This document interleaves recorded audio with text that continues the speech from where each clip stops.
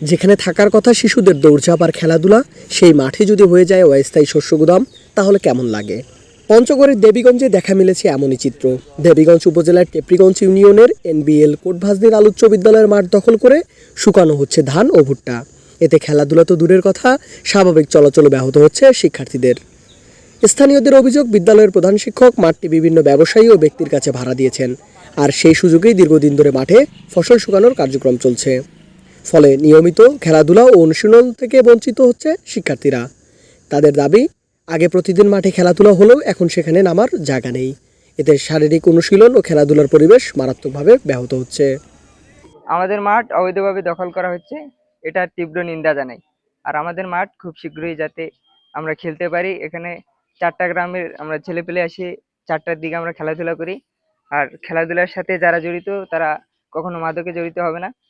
আমাদের মাঠটা হচ্ছে দখল করা হয়েছে। আমরা হচ্ছে এখানে 4টা গ্রামের ছেলে পেলে খেলি, 4টা গ্রামের প্রায় 50 জন ছেলে আমরা হচ্ছে খেলি। আমাদের মানে মাঠের বাইরে অনেক ছেলে পেলে বসে থাকে, আমাদের মাঠে জায়গা হয় না, তাও হচ্ছে মাঠ দখল করা হয়েছে। আমরা খেলতে পারতেছি না, ছেলে পেলে তো নষ্ট হয়ে যাবে এইভাবে। আমাদের তো খেলতে হবে, না খেললে তো ছেলে পেলে নষ্ট হয়ে যাবে। এখন আপনাদের কাছে দৃষ্টি আকর্ষণ করতেছি, আমাদের মাঠটা আমাদের ফিরাই দেন।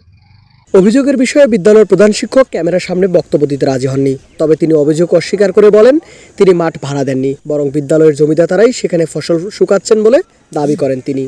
পাশাপাশি আগামীকালের মধ্যে মাঠটি ফাঁকা করে দেওয়ার আশ্বাস দেন প্রধান শিক্ষক।